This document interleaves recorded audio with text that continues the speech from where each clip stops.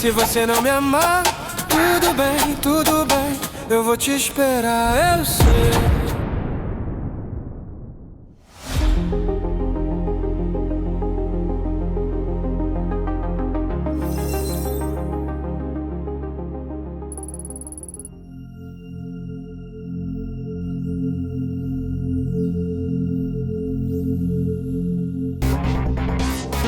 Riskfettot.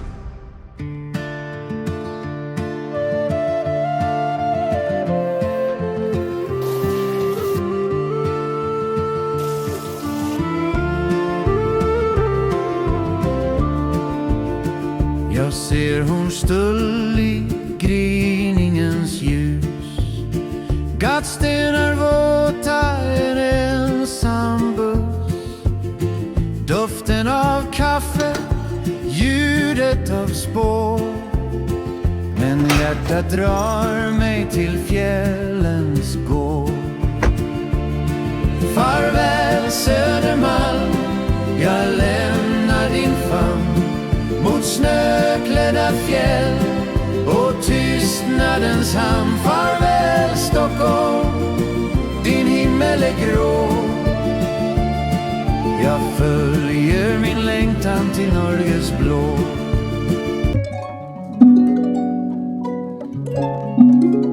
God morgon. Idag ska vi besöka en av de mest fascinerande skidanläggningarna i hela Sverige. Du får ta och hänga på tycker jag.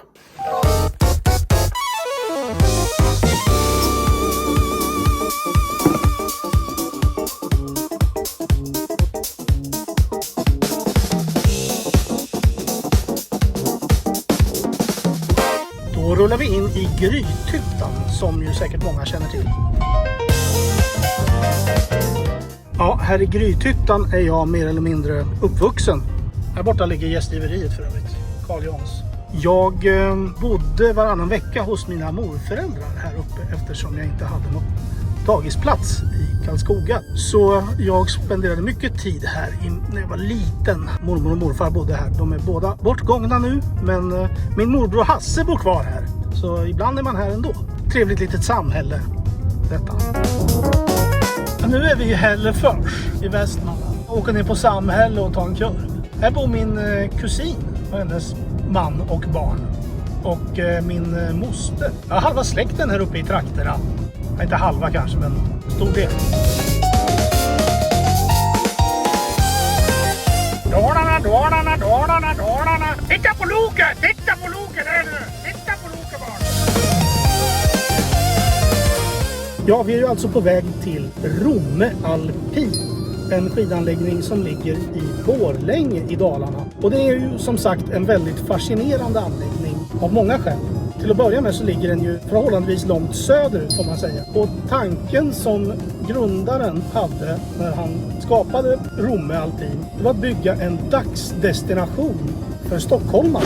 Han insåg väl att Stockholm är en stor marknad och han ville hitta det högsta möjliga berget som var på rimligt dagstursavstånd från Stockholm. Och sedan så modellerades stora delar av Romme efter, jag tror att det var Vein. Kan också ha varit Aspen. Nej, men jag tror det var Vein. Jag ska kolla upp det så skriver jag rätt sak här. Så att det ska se ut lite grann. Det ska vara designat ungefär som en amerikansk skidort. Det finns liksom inga stugbyar just. Det finns väl stugor att hyra, men jag tror inte det finns någon organiserad större stugbyverksamhet. Det finns ett hotell däremot där man kan boka in sig på en weekend. Men annars så är det ju liksom en stor jävla parkering. Alltså du skulle kunna landa en jumbojet på den där parkeringen. Därför brukar jag kalla Romme för skidåkningens Ullared. Det kanske är lite taskigt mot Romme, för att signifikativt för Ullared är ju att det är skräpprodukter man säger. Romme är absolut ingen skräpprodukt. Det är bra skidåkning. Sen är det inte lika bra skidåkning som till exempel i Sälen eller i Vemdalen eller sådär. Liksom. Det är såklart, det är ju längre söderut.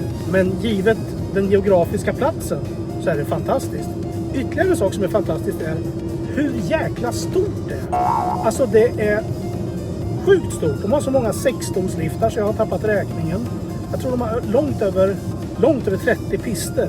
Alltså det är en anläggning som får stora anläggningar i Sälen och skämmas när det gäller liftkapacitet och antal backar.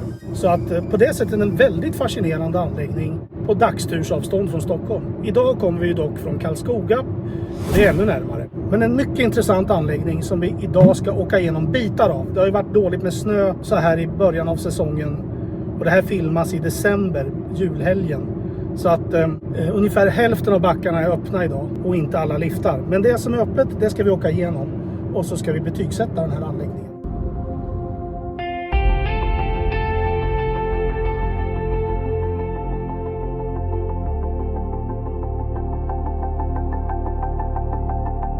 Kolla här alltså. Vi anländer 20 minuter efter att de har öppnat. Och det är nästan fullt på parkeringen redan.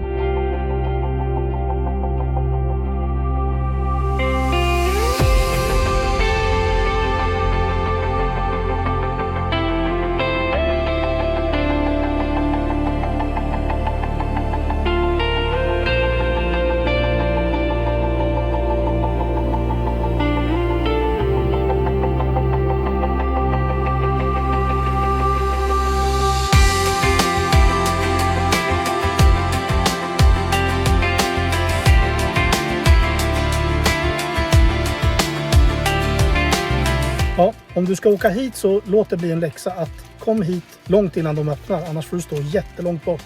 Vi står sjukt långt bort och vi kom hit 9:23. De öppnar anläggningen 9. Så att ska du resa hit så ska du göra det tidigt som fan.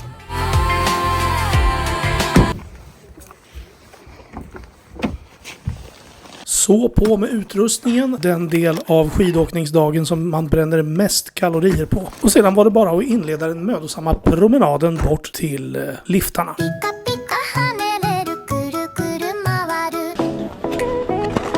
Ja, här till vänster om mig så ser du skiduthyrningen i Romme. Och när vi kommer runt hörnet här så ska du se kön till skiduthyrningen. Och du inser ju själv att ska du hyra skidor så måste du vara här ännu tidigare om du ska slippa stå i de här långa köerna. Som på nästan alla andra skidorter idag så får du scanna en QR-kod och använda en app eller en webbsida för att registrera dig för ett skipass som du sen hämtar ut i en lucka eller i en automat. Personligen tycker jag att det här är en jäkla tröttsam grej. Jag vet inte varför jag måste uppge mitt namn och adress och mitt postnummer och vad jag åt till frukost för att köpa ett jäkla liftkort. Hej, behöver du bokningsnumret eller? Ja. Du kan se den där kanske. Så får du ha en fin dag. Tack detsamma. Hej. Nere vid skiduthyrningen så finns det en liten lokal där du kan byta om och till och med hänga in dina grejer i en garderob.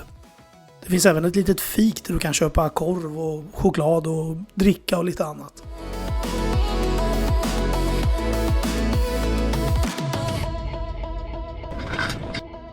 Vi befinner oss nu på framsidan av Romme skulle man kunna säga. Numera finns det 2 storliftar som går upp på olika toppar härifrån. Förr fanns bara en. Men vi ska börja med att ta oss ända bort till Snöberget som är den bortre toppen. Detta eftersom solen låg på där och vi var ganska frusna och vi ville värma upp oss lite i solstrålarna. Så här på väg upp till toppen tänkte jag bjuda på lite information om Romme. Anläggningen har 14 liftar varav hela 6 stycken är storliftar. Det finns 34 nedfarter fördelat på 7 gröna, 11 blå, 6 röda och 9 svarta. Det här gör Romme till den största alpina skidanläggningen i Sverige utanför fjällen. Fallhöjden ligger på 275 meter. Det kan jämföras med, till exempel Hundfjället i Sälen som har 297 meter. Den längsta nedfarten i systemet är 3 kilometer lång.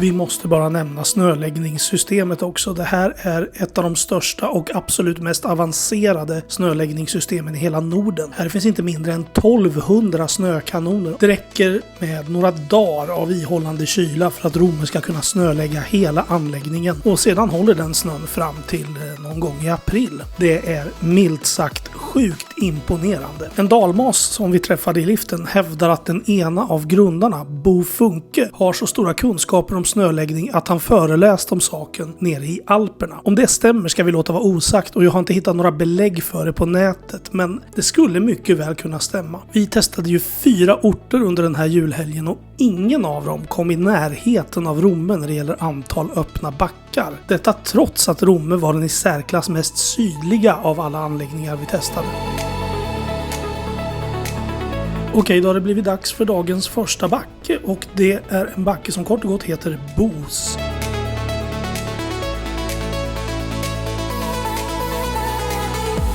Det är en röd pist som är jäkligt soft. Jag tycker det är en av de bättre backarna i hela Romme faktiskt.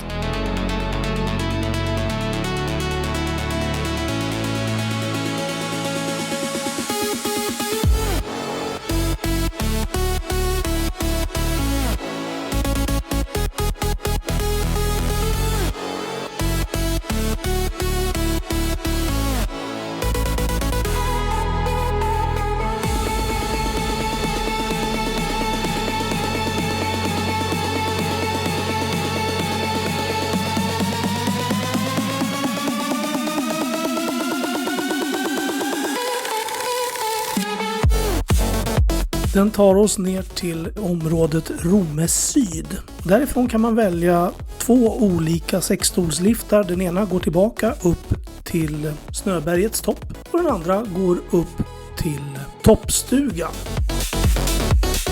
Och vi ska åka upp till toppstugan, eller toppen Solklinten som den också heter. För vi var lite sugna på att testa en svart backe. Och jag vill redan nu be om ursäkt för hackigt bildmaterial. Det här är i början på säsongen och man var ju inte direkt van att åka så här branta backar. Dessutom var det isigt i backen så att det blev lite hej kom och hjälp mig ner för där.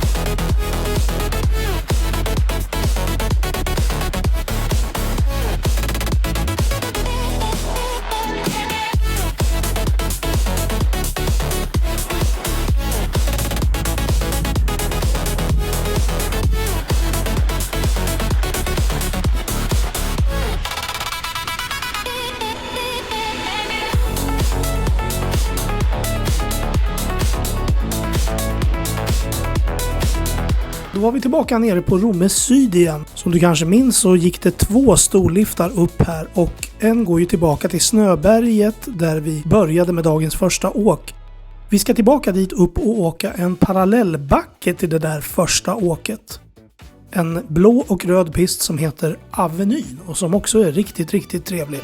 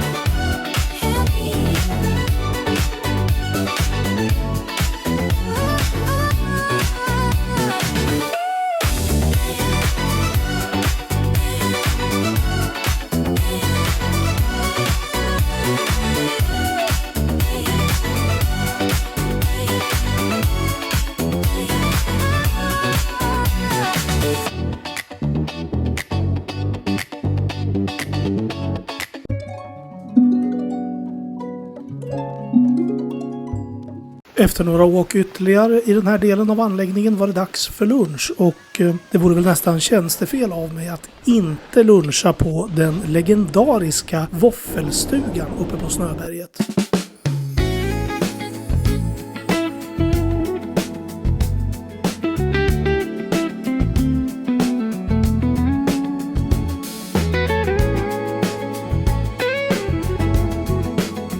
Okej, vi ska ta en tidig lunch här för att hinna före pöbeln. Och det ska vi göra i en av Rommes stora attraktioner, våffelstugan här nere.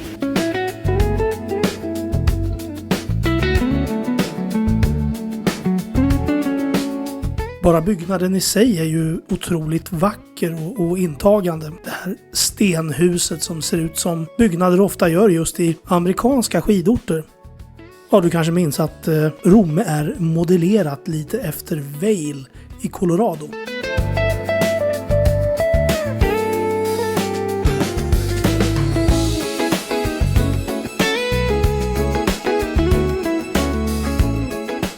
Det känns nästan fel att kalla det här för en våffelstuga.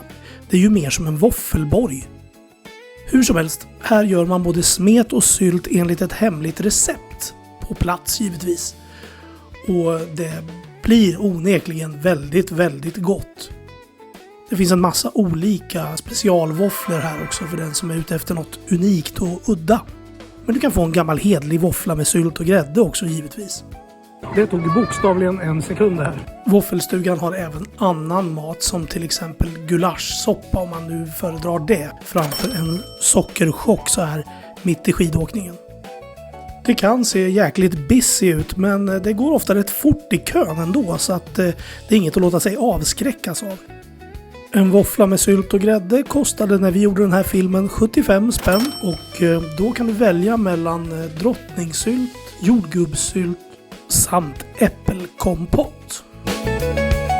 Den här våffelstugan är en spektakulär upplevelse som du inte bör missa. Är det vår och varmt väder så finns också en väldigt fin uteservering. Våffelstugan i Romme får 9 av 10 pistfetton. Okej, åter ut i backen och nu ska vi testa nordsidan av anläggningen lite mer. Ja, nu ska vi ta oss an en lite enklare blå backe här.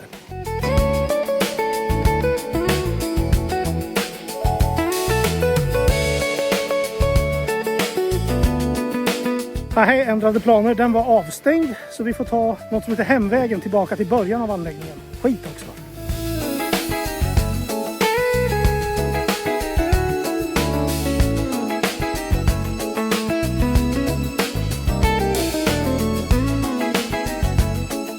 Ändrade planer igen. Vi gick visst åka ner till Snöberget Nord här.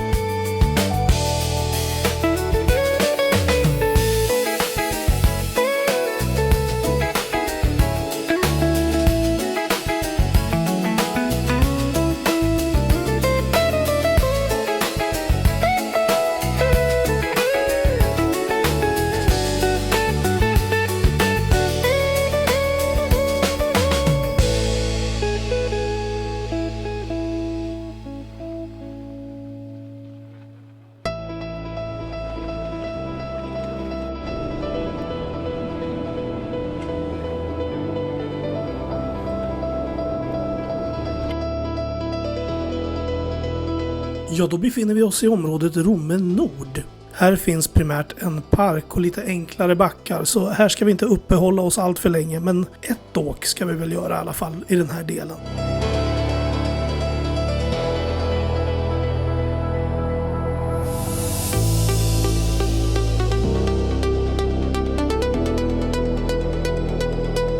Här hade jag tänkt filma mig själv med min Insta360-kamera och en Invisible Selfie Stick. Men till min stora förvåning så var det en park även längst ut i det här området. Det hade inte jag räknat med, så det blev ingen med den filmen. Om du nu undrar varför det inte är några selfiebilder så att säga i det här klippet där jag åker omkring med kameran monterad på staven.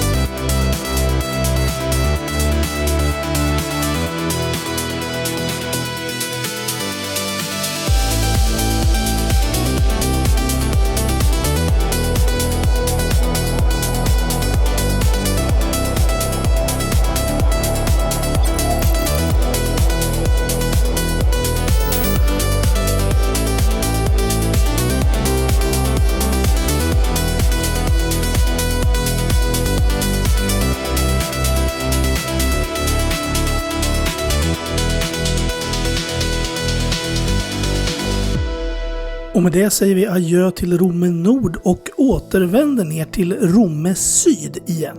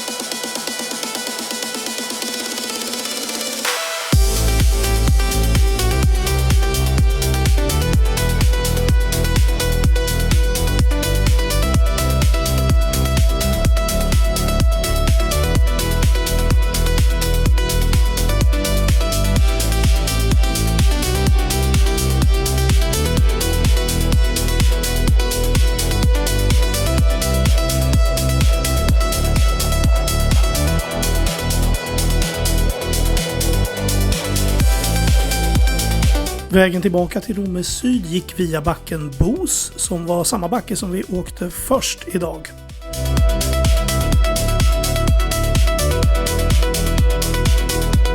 Nu ska vi ta liften upp till Solklinten och därifrån ta en ny svart backe ner.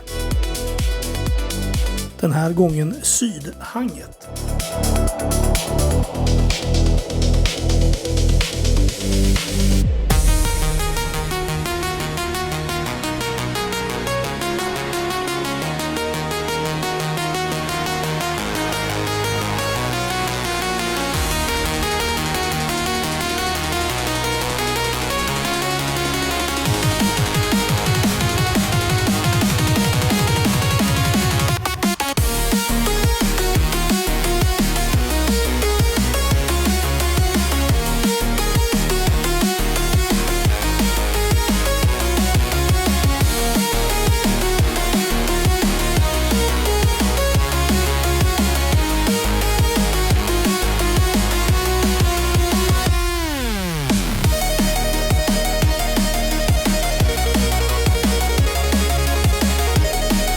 Den kanske inte ser så utmanande ut så här i point of view-läge, men faktum är att den är ganska brant den här backen, framförallt på slutet.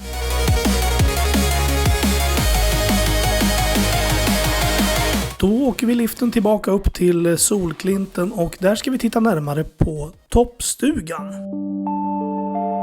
Rommes toppstuga är precis som våffelstugan lite mer än bara en stuga. Det är en toppborg, om vi får uttrycka oss så igen.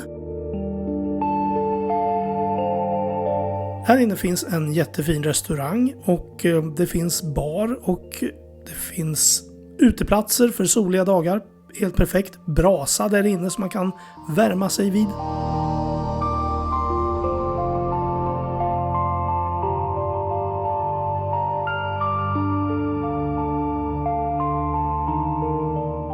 Det är också en väldigt vacker byggnad, precis som alla andra byggnader här i Romme. Det är överlag en väldigt snygg upplevelse att åka i den här anläggningen. Och det är värt en hel del. Vi får inget kalfjäll eller fjällnatur givetvis, men det är ändå snyggt. Så kudos till gänget som ligger bakom Romme, för man har verkligen lyckats realisera den vision man hade, tänker jag. Alltså känslan av en amerikansk, lite exklusiv skidort. Fast på svenska.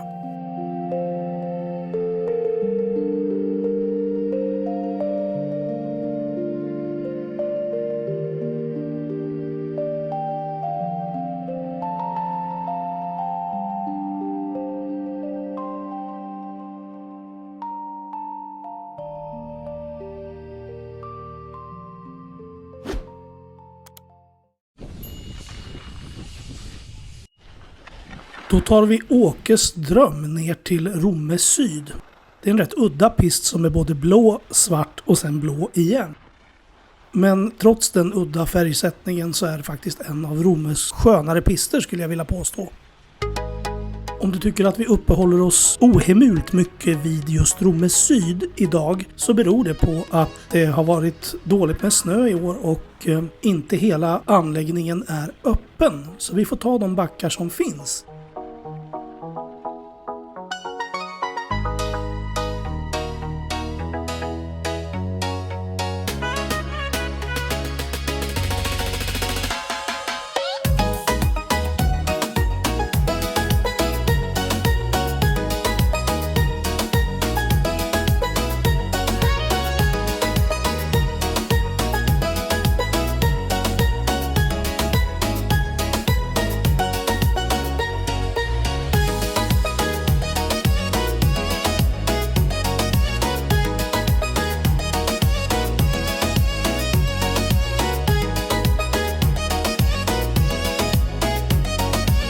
Tro det eller ej, men dagen börjar lida mot sitt slut.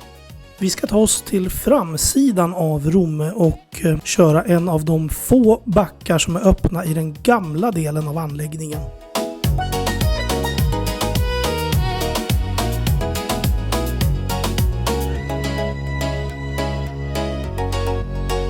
Vi tar den där transportbacken hemvägen som vi tog för en stund sedan. Fast den här gången svänger vi inte av till Romme Nord utan vi åker hela vägen ner till skilodgen.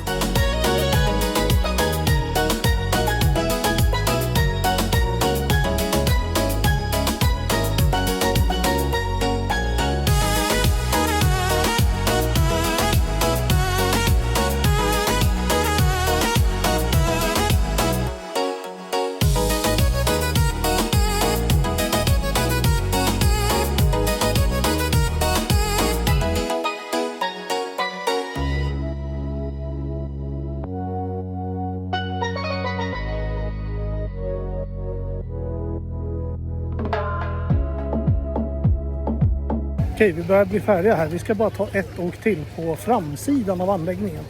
Alltså den gamla delen av Romme Alpin.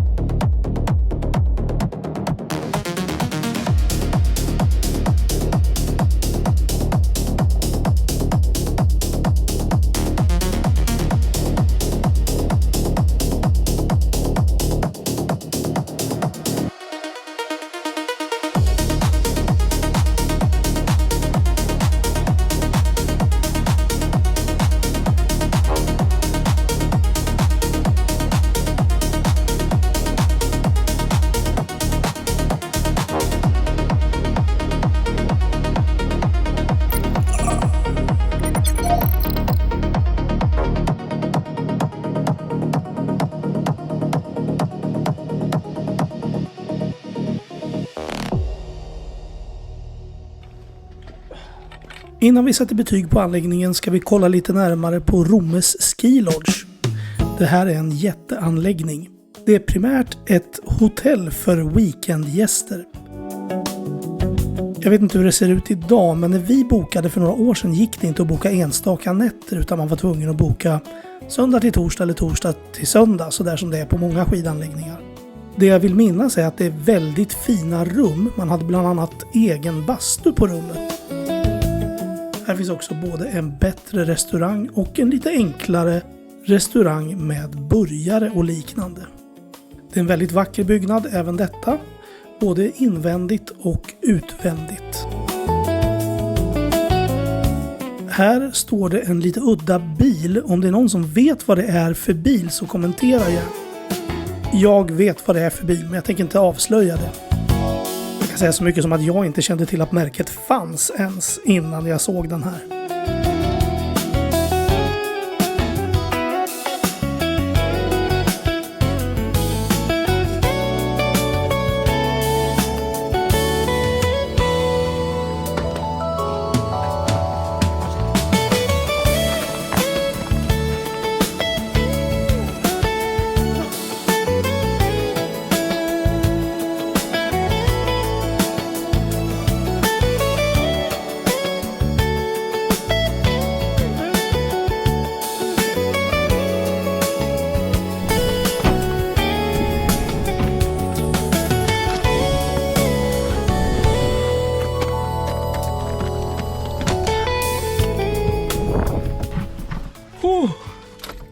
Snabb betygsättning av Romme Alpin då. Ja, det här är ju en jättestor anläggning med väldigt fina liftar och många fina backar. Den mest utmanande åkningen, den finns inte här. Men det är inte heller meningen. Det här är en dagsturismort primärt. Och som en sådan så är den ju fan i mig ace. Alltså den är ju svinbra. Och det är ett jäkla kul initiativ att testa något sånt här. Och enligt intervjuer med Bo Funke som är grundaren så ska det byggas vidare på Romme. Också ett stort plus i kanten för att de har så mycket snö. De är ju grymma på snöläggning här. Alltså helt fenomenala. Halva anläggningen var öppen idag. Det är fan inte illa pinkat så här i en december som denna. Nej, men Romme Alpin får en stabil 8 av 10 pistfetton. En riktigt bra anläggning. Inte som fjällen, men vill du åka skidor helt jävla suveränt. Heja Borläng! Ja, där tog klippet slut för den här gången. Men om du vill ha mer innehåll så finns det. Gå in på min Patreon-sida. Där kan du stötta kanalen och i utbyte får du massor av exklusivt innehåll. Du kan bland annat se när jag testar skidglasögon från Temu. Det finns klipp där jag listar mina favoritskidorter både i Sverige och i världen. Och sen har du magasinet Skidnytt där jag berättar om de senaste skidsnackisarna. Det och mycket annat får du när du blir Patreon. Det finns ett antal nivåer att välja mellan. 5 stycken närmare bestämt. Grön, blå, röd, svart och double diamond. Och går du in på någon av nivåerna svart eller double diamond, ja, då får du en sån här härlig t-shirt på köpet. Så det kan vara värt att spana in. Och en sista grej. Mina klipp där jag recenserar skidorter här i Sverige, de kommer alltid att vara gratis på YouTube. Så fick jag det sagt också. Ha det gött!